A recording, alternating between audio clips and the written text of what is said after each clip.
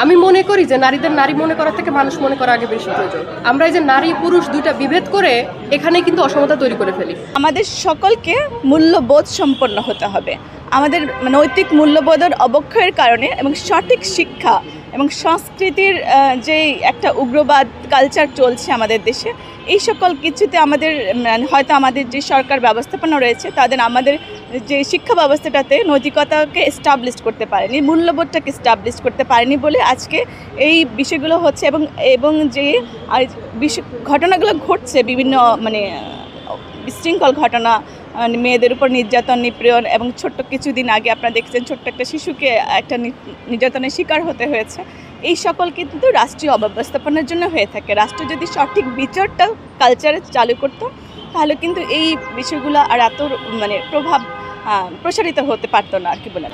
আমি মনে করি যে নারীদের নারী মনে করা থেকে মানুষ মনে করা আগে বেশি প্রয়োজন। RICL TMX, যুগের পর যুগ স্থাপনা থাকে মজবুত। আমরা এই যে নারী পুরুষ দুইটা বিভেদ করে এখানে কিন্তু অসমতা তৈরি করে ফেলি। আমাদের ফোকাস পয়েন্টটা হওয়া উচিত আমরা সবাই মানুষ, অতএব আমাদের সুযোগ সমতা সব কিছু একরকমই হওয়া উচিত। কিন্তু এই যে নারী বা পুরুষ, এই টার্ম দুইটাই মনে হয় সব থেকে বড় কারণ যে আমরা নারীদের দুর্বল বা শারীরিকভাবে অক্ষম মনে করি। আর বর্তমান নারীদের যে অবস্থা দেখতে পাচ্ছি, ইদানিং যে ধর্ষণের সংখ্যাটা বৃদ্ধি পাওয়া বা হ্যারাসমেন্টের সংখ্যাটা বৃদ্ধি পাওয়া, এটা আসলে নারীদের সচেতনতা থেকে এই সমাজের সচেতনতাটা বেশি প্রয়োজন। সমাজ যতদিন সচেতন না হবে ততদিন নারীরা শুধু এগিয়ে যেতে পারবে না, নারীদের বারবার পিছন থেকে টেনে ধরা হবে। তো আমি এটাই বলতে চাই যে সমাজ আরও বেশি সচেতন হোক নারীদের প্রতি, যে নারীরাও মানুষ, শুধু নারী নয়, নারীরাও মানুষ।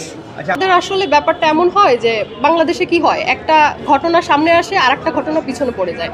তো আমাদের এরকম পরিস্থিতির কারণে হয় যে নারী দিবস যখন আসে তখন আমরা নারীদের নিয়ে কথা বলা শুরু করি, আবার দেখা যায় যে দিবসটা চলে গেলে আমরা এই বিষয়গুলো ভুলে যাই। কিন্তু এটা তো আসলে একদিন দিবস নিয়ে কথা বলার মতো বিষয় নয়, এটা সবসময় ফোকাস পয়েন্টে রাখার বিষয়। যেমন নারীদের প্রতি নির্যাতন, ধর্ষণ বা হ্যারাসমেন্ট বা অসমতা, এটা কিন্তু নির্দিষ্ট কোনো দিনে হয় না।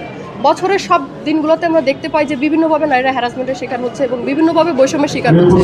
তো আমি মনে করি যে এটা ফোকাস পয়েন্টে আনা উচিত যে সামাজিক সমতা কিভাবে নিশ্চিত করা যায়। এটা আমাদের সবাইকে এই বিষয়ে আসলে ফোকাসে আসতে হবে। নিরাপত্তা নিয়ে কনসার্ন আমরা সারা বছরই কথা বলি, কিন্তু সমস্যা হচ্ছে আমাদের এই কথা যে শুনবে সেরকম একটা আমাদের কিন্তু কোনো প্রতিনিধি এত বছর ছিল না। আমরা 16 বছর ধরে একটা বিচারহীনতা সংস্কৃতির মধ্যে বড় হয়েছি এবং আমরা দেখেছি যে আপনার ধর্ষণ হচ্ছে। আমরা 18 সালে দেখেছি যে 4 সন্তানের জননীকে আপনার অন্য একটা দলে ভোট দেওয়ার জন্য নির্মমভাবে ধর্ষণ করা হয়েছে, কিন্তু কোনো বিচার হয়নি। কিন্তু কোনো ঘটনারই আপনার তনু বলেন বা ছোট বাচ্চা বলেন, কারোর ধর্ষণের বিচার হয়নি। এবং এই যে বিচারহীনতা, এটাই ধর্ষককে আপনার সাহস দিয়েছে যে আমার কোনো বিচার হবে না।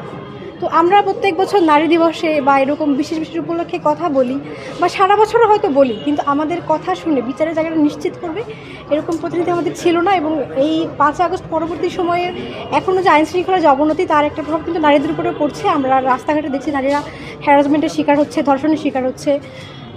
তো আমার মনে হয় যে বিচারের যে জায়গাটা আমরা শুধু কথায় না, যদি আসলেই কাজে দেখাতে পারি যে আসলে বিচার হচ্ছে, তখন কিন্তু শুধু ধর্ষক না, যে কোনো অপরাধী আপনার একটা কাজ করার আগে 10 বার ভাববে যে আমাকে এটা ফেস করতে হবে যদি আমি ধর্ষণ করি।